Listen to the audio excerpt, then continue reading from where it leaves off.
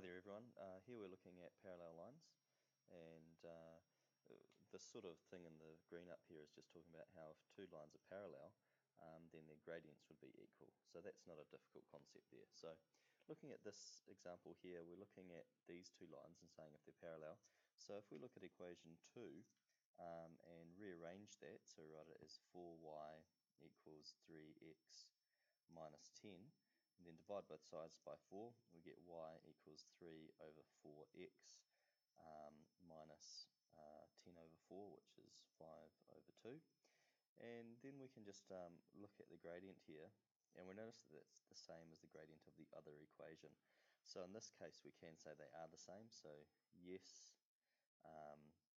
equation 1 and 2 are parallel. And the reason why they are parallel, because their gradients are the same, both 3 over 4. Alright, so when the gradients are the same, lines are obviously parallel.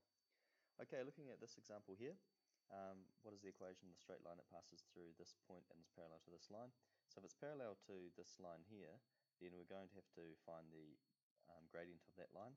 So I'll rearrange it to make it y equals, so we've got 3y equals 2x plus 4, and then dividing through by 3, y equals 2 over 3x plus 4 over 3. And so our gradient is this bit here. So if we're looking for a line that's parallel, its gradient's going to be that as well. So we use the gradient point equation, so this one here, y minus y1 equals mx minus x1. And for y1 we're going to put in negative 2. So if we're subtracting negative 2, we're adding 2, so y plus 2 equals. For the gradient, we're going to put in 2 over 3, our gradient from our other line, and then x minus our x value of 6, and so that gives us minus 6 there.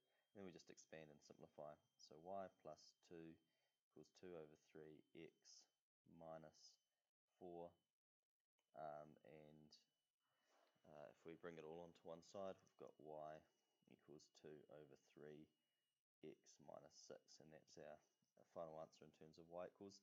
If we wanted to write it in the same form as this, where we've got x and y on the same side, we can do that. So we could write it as 2 over 3 x minus y minus 6 equals 0, or timesing through by 3 to get rid of that fraction, 2x minus 3y minus 18 equals 0. So any of those three answers would be acceptable. Okay, so that's what we do when we're looking at parallel lines, and I've got some work there in OneNote for you to work through. Thank you.